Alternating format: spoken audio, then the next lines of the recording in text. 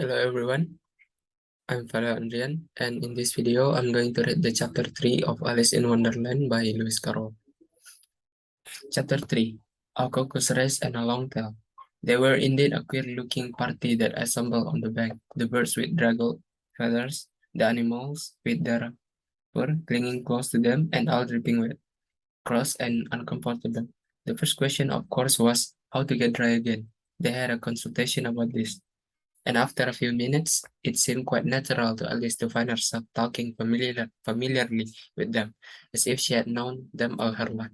Indeed, she had quite a long argument with the lorry, who at last turned sulky, and would only say, "I'm older than you, and must know better." And this Alice would not allow without knowing how old it was, and as the lorry positively refused to tell its age, there was no more to be said. At last the mouse, who seemed to be a person of some authority among them, called out, "Sit down, all of you, and listen to me. I'll soon make you dry enough." They all sat they all sat down at once in a large ring with the mouse in the middle. Alice kept her eyes anxiously fixed on it, for she felt sure she would catch a bad cold if she did not get dry very soon. "Ahem," said the mouse with an important air. "Are you all ready? This is the driest thing I know. Silence all around, if you please." William the Conqueror, whose cause was favored by the Pope, was soon submitted to by the English, who wanted leaders, and had been of late much accustomed to usurpation and conquest.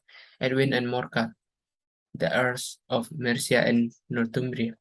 "Ah," said the lorry with a shiver. "I beg your pardon," said the mouse, frowning but very politely. "Did you speak?" "Not I," said the lorry hastily. "I thought you did," said the mouse. "I proceed." Edwin and Morcar, the heirs of Mercia and Northumbria, declared for him, and even Stigand, the patriotic archbishop of Canterbury, found it advisable. "Found what?" said the duck. "Found it," the mouse replied rather crossly. "Of course you know what it means." "I know what it means well enough.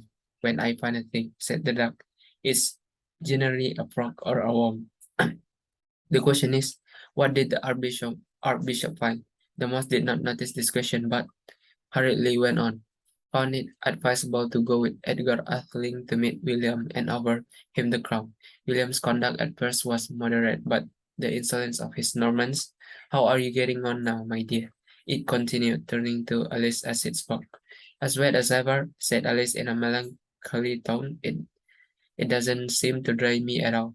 "In that case," said the dodo solemnly, rising to his feet, "I move that the meeting adjourn for the immediate adoption of more energetic remedies." "Speak English," said the eaglet. "I don't know the meaning of half those long words, and what's more, I don't believe you do either." And the eaglet bent down its head to hide a smile. Some of the other birds tittered audibly. "What I was going to say," said the dodo, in an offended tone, "was that the best thing to get us dry would be a caucus race." "What is a caucus race?" said Alice. Not that she much wanted to know, but the dodo had paused as if it thought that somebody ought to speak, and no one else seemed inclined to say anything. "Why," said the dodo, "the best way to explain it is to do it, and as you might like to try the thing yourself some winter day, I will tell you how the dodo managed it. First, it marked out a race course in a sort of circle. The exact shape doesn't matter," it said, and then all the party were placed along the course, and here and there was no 1, 2, 3 and away, but they began running when they liked and left off when they liked, so that it was not easy to know when the race was over. However, when they had been running half an hour or so and were quite dry again, the dodo suddenly called out, "The race is over," and they all crowded round it, panting and asking, "But who has won?" This question the dodo could not answer without regret, of thought, and it sat for a long time with one finger pressed upon its forehead. The position in which you usually see Shakespeare in the pictures of him while the rest waited in silence. At last the dodo said, "Everybody has won, and all must have prizes. But who is to give the prizes?" Quite a chorus of voices asked. "Why, she, of course," said the dodo, pointing to Alice with one finger, and the whole party at once crowded around her, calling out in a confused way, "Prizes! Prizes!" Alice had no idea what to do, and in despair she put her hand in her pocket and pulled out a box of comfits. Luckily, the salt water had not got into it, and handed them round as prizes. There was exactly one apiece all round, but she must have a prize herself, you know, said the mouse. Of course, the dodo replied very gravely. What else have you got in your pocket? He went on, turning to Alice. Only a thimble, said Alice sadly. Hand it over here, said the dodo. Then they all crowded round her once more while the dodo solemnly presented the thimble, saying, we beg your acceptance of this elegant thimble. And when it had finished this short speech, they all cheered. Alice thought the whole thing very absurd, but they all looked so grave that she did not dare to laugh, and she could not think of anything to say. She simply bowed and took the thimble, looking as solemn as she could. The next thing was to eat the comfits. This caused some noise and confusion as the large birds complained that they could not taste theirs, and the small ones choked and had to be pat on the back. However, it was over at last, and they sat down again in a ring and begged the mouse to tell them something more. You promised to tell me your history, you know, said Alice, and why it is you hate C and D. She added in a whisper, half afraid that it would be offended again. Mine is a long and sad tale, said the mouse, turning to Alice and sighing. It is a long tale, certainly, said Alice, looking down with wonder at the Moses tail. But why do you call it sad? As she kept on puzzling about it while the mouse was speaking, so that her idea of the tale was something like this.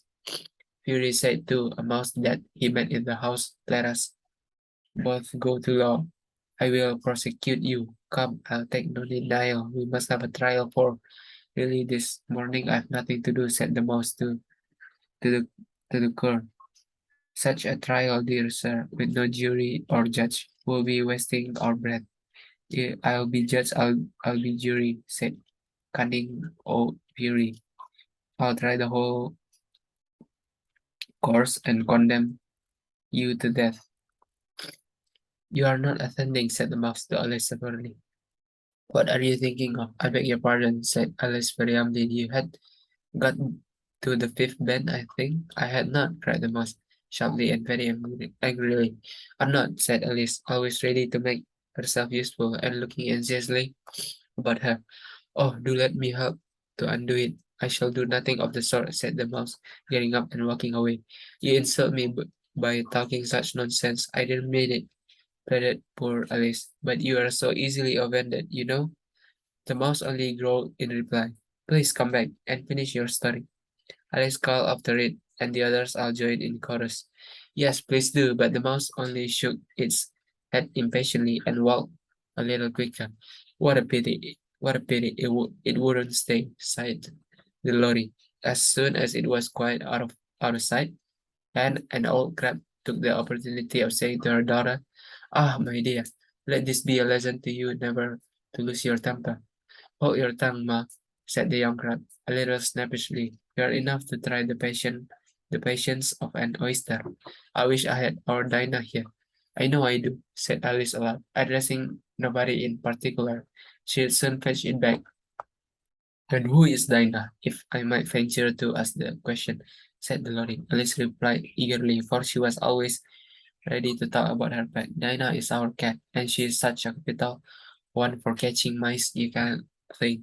And oh, I wish you could see her after the birds. Why, she'll eat a little bird as soon as look at it. This speech caused a remarkable sensation among the party. Some of the birds hurried off at once. One old magpie began wrapping itself up very carefully, remarking, I really must be getting home. The night air doesn't save my throat. And a canary called out in a trembling voice to its children, Come away, my dears. It's high time you were all in bed. On various pretexts, they all moved off, and Alice was soon left alone. I wish I had mentioned Dinah, she said to herself in a melancholy tone. Nobody seems to like her. down here, and I'm sure she's the best cat in the world. Oh my dear Diana, I wonder if I shall ever see you anymore. And here poor Alice began to cry again, for she felt very lonely and low-spirited.